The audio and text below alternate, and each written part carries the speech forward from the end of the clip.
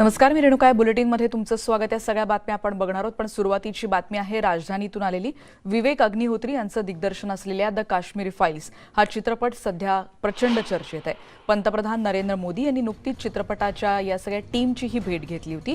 भाजपच्या संसदीय दलाची आज बैठक होती आणि या बैठकीमध्ये पंतप्रधानांनी द काश्मीर फाइल्स या चित्रपटावरही चर्चा केल्याचं कळतंय आणि यावेळी ते काय म्हटले ते देखील आपण बघणार आहोत। त्यांनी म्हटलंय, चित्रपटात जे दाखवलंय ते सत्य आहे, ते नेहमीच दाबण्याचा प्रयत्न करण्यात आला।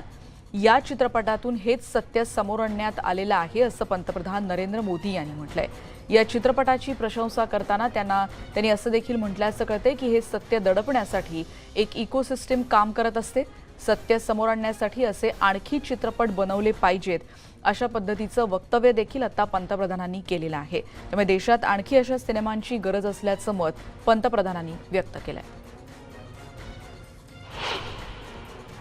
इन दिनों आपने देखा होगा कश्मीर फाइल फिल्म की चर्चा चल रही है और जो लोग हमेशा फ्रीडम ऑफ एक्सप्रेशन के झंडे लेकर के घूमते हैं वो पूरी जमात बौखला गई है पिछले 5-6 दिन से। और ये फिल्म का तथ्यों के आधार पर, आर्ट के आधार पर उसकी विवेचना करने के बजाय उसको डिस्क्रेडिट करने के लिए एक बड़ा मुहिम चला है। आपने देखा होगा एक पूरी इकोसिस्टम कोई सत्य उजागर करने का साहस करे, उसको जो सत्य लगा उसने प्रस्तुत करने की कोशिश की, लेकिन उस सत्य को न समझने की तैयारी, न स्वीकारने की तैयारी है, न ही दुनिया इसको देखे इसके लिए उनकी मंजूरी है। अधिक बनावत आमचे प्रतिनिधी प्रशांत लीला रामदास आता आपल्या सोबत आहेत। प्रशांत, रिलीजच्या आधीपासून आणि आता रिलीज नंतरही हा सिनेमा प्रचंड चर्चेत आहे आणि आता थेट पंतप्रधानांनीच या सिनेमाची केलेली ही स्तुती, नेमकं काय म्हटलं पंतप्रधानांनी आणि या संदर्भात काय काय घडामोडी सध्या राजधानीत?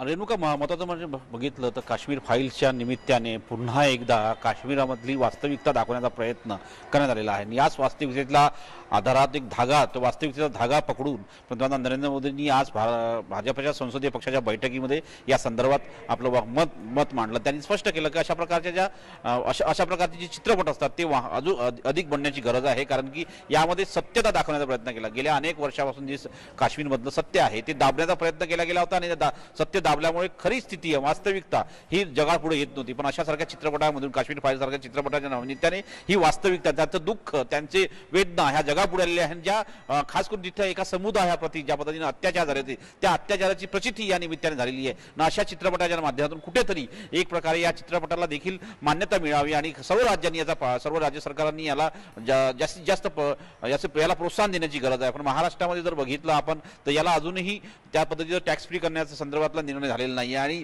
ज्या भारतीय जनता पक्षाचे शासित राज्य आहे त्या राज्यांमध्ये याला टॅक्स फ्री करण्यात आलेला आहे, याच्याबद्दल त्यांनी चिंता व्यक्त केलेली आहे। अशा प्रकारच्या चित्रपटांना जास्तीत जास्त प्रोत्साहन देताना आपल्याला वास्तविकतेची धार देखील बोथट होऊ नये हे देखील लक्षात ठेवण्याची गरज आहे, असंही पंतप्रधानांनी आपल्या या बैठकीमध्ये सांगितलेलं आहे। रेणुका, अगदी, आणि या संदर्भात आपण अधिक बोलणार आहोत। तर काँग्रेसचे नेते सचिन सावंत यांची देखील आपण प्रतिक्रिया घेणार आहोत आणि त्याआधी त्यांनी काय ट्विट केले ते देखील आपण बघणार आहोत। प्रशांतनं या संदर्भात दिल्लीत काय कशा पद्धतीनं ही भेट झाली आणि त्यानंतर मोदींनी केलेली प्रशंसा आपण बघितली।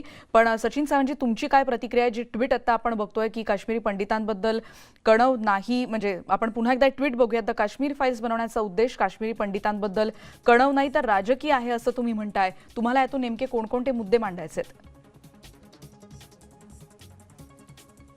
सगळे भारतीय जनता पक्षाशी संबंधित आहेत आणि त्यांची विचारधारा काही लपलेली नाही। याच्यामध्ये ऐतिहासिक तथ्याची जी मोडतोड केलेली आहे ती देखील राजकीय दृष्टिकोनातून केली आहे आणि संपूर्ण देशभरामध्ये ज्या पद्धतीने भारतीय जनता पक्ष याचा उदो करण्याचा प्रयत्न करते आणि त्यामध्ये आता पंतप्रधान देखील सामील झालेत, त्यातनं हा प्रोजेक्ट कशासाठी आहे तर त्या देशामध्ये द्वेष तिरस्कार भरण्यासाठीच देखील आहे। आता खरी वस्तुस्थिती काय आहे तर काश्मीरी पंडितांचं जेव्हा विस्थापन झालं त्यावेळेला सरकार कोणाचं होतं? भारतीय जनता पक्षाचं प्रणित व्हीपी सिंगांचं सरकार होतं। तिथे राष्ट्रपती राजवट होती आणि जे राज्यपाल पाठवले होते ते भाजपने पाठवले होते, ते जगमोहन होते आणि त्यांनीच त्यांना पळवण्याचा प्रयत्न केला आणि त्यानंतर त्याचं बक्षिसी म्हणून जिथे तिथे काम झालं जगमोहनांच्या हातातनं, त्यामुळे त्यांना 4 वेळा खासदार केलं गेलं, नंतर केंद्रात मंत्री देखील केलं गेलं। प्रश्न काश्मीरी पंडित विचारतायत 2-3, त्यातला महत्वाचा प्रश्न असा की ज्या वेळेला विस्थापन झालं त्या जगमोहनांच्या कालावधीमध्ये झालं, त्यावेळेला यांनी पाठिंबा भारतीय जनता पक्षानं केंद्र सरकारचा मागे का घेतला नाही?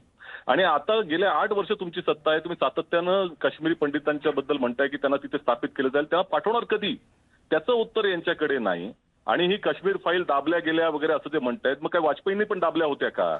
त्यामुळे हे जे काही चाललेलं आहे अत्यंत दुर्दैवाचं आहे. अशा पद्धतीचं भारतीय जनता पक्ष राजकारण करते, ज्यातनं द्वेष निर्माण होते, तिरस्कार निर्माण होतोय. देशाला एक करण्याची भूमिका घेतली पाहिजे, जुन्या जखमा विसरायला लावलं पाहिजे त्या पंतप्रधानांनी. त्याच्याऐवजी त्या जखमांच्या खपल्या काढून त्याच्यामध्ये रक्त कसं बळबळेल हे जर पाहणारे पंतप्रधान असेल तर देशासाठी यापेक्षा दुर्दैवाचं गोष्ट कुठली नसेल. कारण यांचं राजकारणच तिरस्कारावर आधारित आहे, विकासावर नाहीये. विकासावर असतं तर 8 वर्ष काय केलं त्या काश्मीरी पंडितांसाठी तो प्रश्न विचारला असता. आणि आज काश्मीरी पंडित म्हणतात की जे काँग्रेस सरकारने केलं ते देखील तुम्ही केलेलं नाही. धन्यवाद तुमच्या प्रतिक्रियेबद्दल. सचिन सावंत यांचं ट्विट आणि प्रतिक्रिया यावर आपण बघितली. आणि काश्मीरी पंडितांबद्दलची हा सिनेमा सध्या प्रचंड चर्चेत आहे. आणि आता जे आपण स्क्रीनवर सध्या फोटो बघतोय ते आहेत विवेक अग्निहोत्री, त्याचबरोबर पल्लवी जोशी या टीमनं जेव्हा पंतप्रधानांची भेट घेतली आणि त्यानंतर काही वेळापूर्वी जी भाजप संसदीय बोर्डाची जी मीटिंग झाली आणि त्या दरम्यान या बैठकीमध्ये पंतप्रधानांनी या सिनेमाचा उल्लेख केला होता आणि या सिनेमासारखे आणखीन सिनेमे बनवण्याची गरज त्यावेळी व्यक्त केली होती. आणि यावेळी काँग्रेसच्या नेत्यांनी या सिनेमाबद्दल त्यांनी असं म्हटलंय की काश्मीरी पंडितांबद्दल कणव नाही तर यामागचा उद्देश राजकीय आहे. ऐतिहासिक घटनांची मोडतोड आणि चित्रपट बनवणारे हे भाजप संबंधित आहेत, हा योगायोग नक्कीच नाही असं सचिन सावंत यांनी म्हटलेलं आहे. आणि आता बातमी बघणार आहोत पुण्यामध्ये एका विद्यार्थिनीवर हल्ला झाल्याचं प्रकरण आणि त्या संदर्भातली आणखीन काही माहिती समोर येते ती आपण बघणार आहोत. विद्यार्थिनीच्या शाळेची आता चौकशी होणार असल्याचं कळतंय. शाळेची भूमिका बेफिकिरीची असल्याचं आणि त्यामुळे शाळेची चौकशी करणार असल्याचं राज्य महिला आयोगाच्या अध्यक्षा रुपाली चाकणकर यांनी म्हटलंय. हल्लेखोरानं देखील यानंतर आत्महत्येचा प्रयत्न केल्याचं कळतंय. आरोपीची प्रकृती सध्या स्थिर असल्याची बातमी जरी डॉक्टरांनी दिलेली असली तरी या सगळ्या प्रकरणानंतर खुद्द रुपाली चाकणकर या मुलीच्या भेटीला गेलेल्या होत्या आणि यानंतर त्यांनी म्हटलेलं आहे की या सगळ्या संदर्भात शाळेची भूमिका ही अत्यंत बेफिकिरीची राहिलेली आहे आणि शाळेच्या संबंधितांची देखील आता चौकशी होणार असल्याचं महिला आयोगाच्या अध्यक्षा रुपालीताई चाकणकर यांनी म्हटलेलं आहे. त्यामुळे आताच्या क्षणाची एक महत्त्वाची बातमी ती म्हणजे या मुलीवर जो हल्ला करण्यात आलेला होता या संदर्भात आता चौकशी होणार असल्याचं कळतं आहे.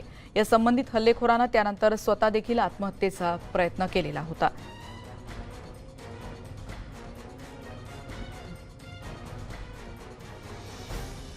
बघूयात या संदर्भात आरोपीनं आधीच मारण्याची धमकी दिली होती या मुलीला आणि याबाबत शाळेला कळवलं देखील होतं, पण शाळा प्रशासनानं याकडे दुर्लक्ष केल्याचा आरोप मुलीच्या वडिलांनी केलाय. त्यांनी कशा शब्दात व्यथा मांडली आहे तीही आपण बघणार आहोत. मैं स्कूल में पिछले शनिवार को गया, जाके वहाँ पे लड़के को धमकी देके गया था कि तुमको मार देंगे, तुम्हारे घर वाले तुम्हारे सबको मार डालूंगा मैं। लड़के को धमकी दिया था उसने। और धमकी देने के बाद मैं मंडे को स्कूल गया। स्कूल में प्रिंसिपल से, उनके क्लास टीचर से बात किया था तो बोला हम लोग कुछ करेंगे, और उस लोगों ने कुछ किया नहीं। आज मैं मंडे को वो कंप्लेंट करने जाता आज, और आज ही वो मार दिया वो। और अभी मेरे पास जो है यहाँ पे ज़्यादा खर्चा बता रहा है, हमारे पास तो कुछ ऐसा है नहीं, हम रोज़ कमाने खाने वाले इंसान हैं, हमारे पास कुछ नहीं, 8-10 लाख खर्चा बता रहा है अभी यहाँ पे। और स्कूल वाला भी बता रहा है कि हम कुछ नहीं कर सकते अभी। मुलीच्या पालकांनी देखील शाळेच्या बाबत तक्रार नोंदवलेली आहे की मुलीवरती हल्ला झाल्यानंतर 20 मिनिटं ती मुलगी त्या ठिकाणी होती, त्यावेळेस शाळेच्या शिक्षकांनी आणि मुख्याध्यापकांनी कोणतीही हालचाल करून तिला वाचवण्याचा प्रयत्न केलेला नाही। त्याच्यामुळे मी पोलिसांना त्या पद्धतीच्या सूचना दिल्यात की याबाबत आपण शाळेचा सुद्धा तपास करावा। अशा पद्धतीने जर हलगर्जीपणाने शिक्षक आणि मुख्याध्यापकांचं वागणं असेल तर निश्चितच ते निंदनीय आहे। यावरती संबंधित शाळेवरती देखील कारवाई व्हावी। तिला 10वीची परीक्षा देखील द्यायची आहे, यामध्ये तिचा 10वीचा पेपर इथूनच लिहून तिला स्वतंत्र रायटरची व्यवस्था करून देण्यात येईल आणि तिचा 10वीचा पेपर व्यवस्थित व्हावा असं तिचं म्हणणं आहे। निश्चितपणाने तिने ती परीक्षा द्यावी यासाठी आपण प्रयत्न करणार आहोत।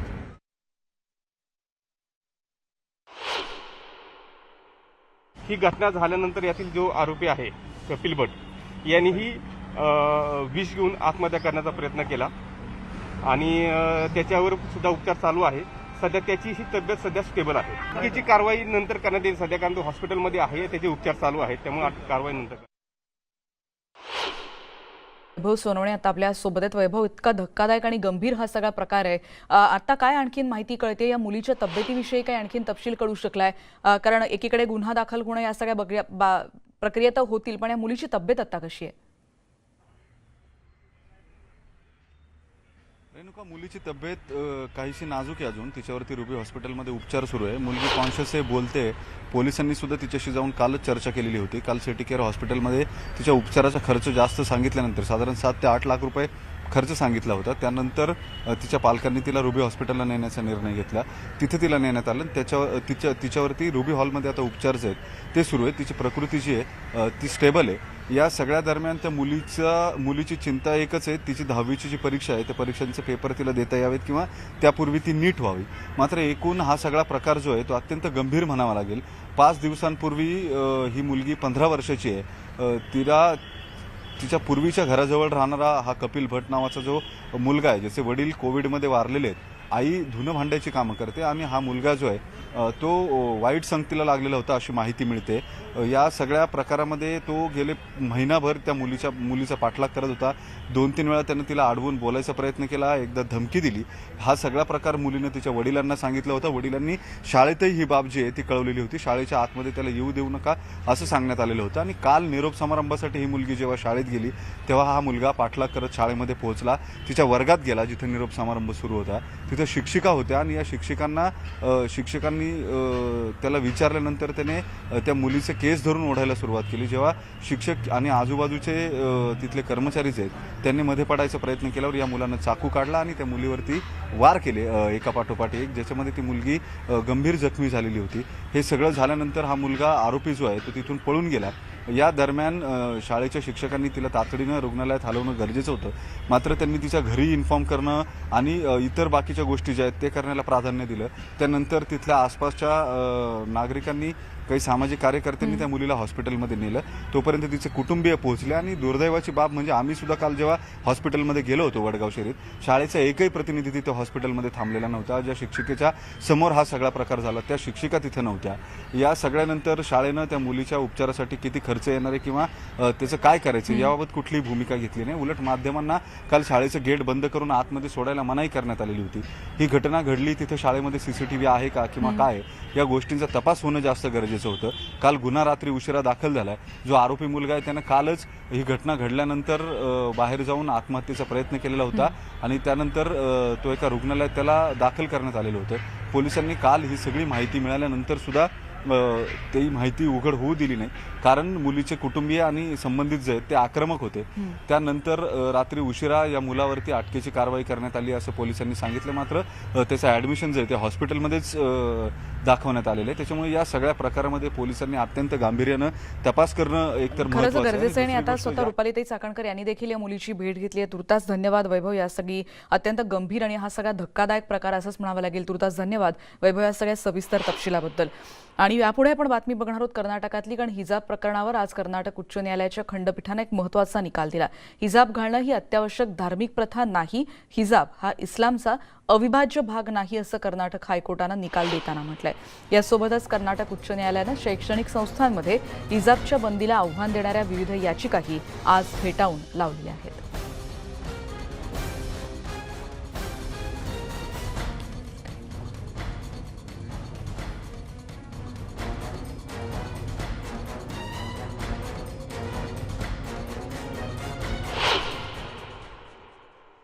स्कूल के यूनिफॉर्म का पूरा आदर और सम्मान करते हैं, लेकिन